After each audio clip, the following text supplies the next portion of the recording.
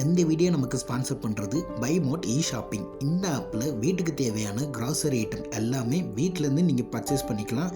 வீடு தேடி வந்து உங்களுக்கு ப்ராடக்ட்ஸ் கொடுத்துருவாங்க. ஆப்போட லிங்க் டிஸ்கிரிப்ஷனில் இருக்குது, மறக்காமல் செக் பண்ணி பாருங்கள்.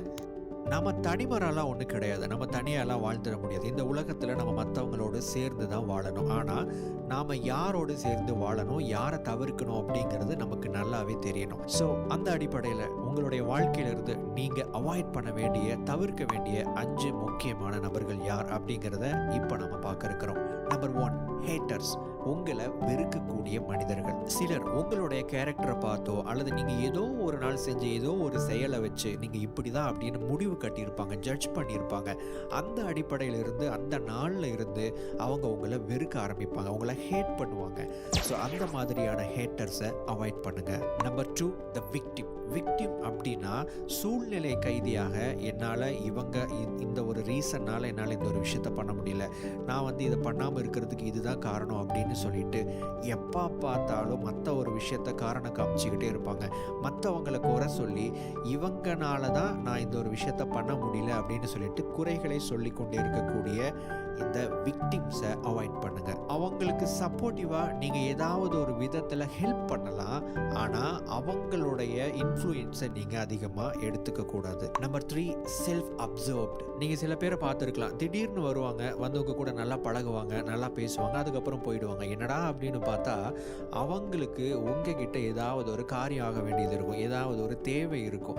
ஸோ அந்த தேவையை பூர்த்தி பண்ணிக்கிறதுக்காக சுயநலமாக அந்த ஒரு விஷயத்தை உங்ககிட்ட இருந்து எடுக்கணும் அப்படிங்கிறதுக்காக அவங்க உங்கள் கூட பழக வருவாங்க, அப்புறம் காணாமல் போயிடுவாங்க. திரும்ப ஒரு தேவை ஏற்படும் போது உங்களை தேடி வருவாங்க.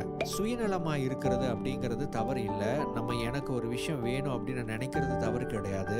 ஆனால் சுயநலமாக மட்டுமே இருக்கிறது தான் தவறு. நம்ம அடுத்தவங்களை பற்றி யோசிக்கணும் இல்லையா? ஸோ இந்த மாதிரியான மனிதர்களை அவாய்ட் பண்ணுங்க. நம்பர் 4, தி அன்ஃபர்கிவிங். உங்களை யார் மன்னிக்காமல் இருக்கிறாங்களோ அவங்கள அவாய்ட் பண்ணுங்க.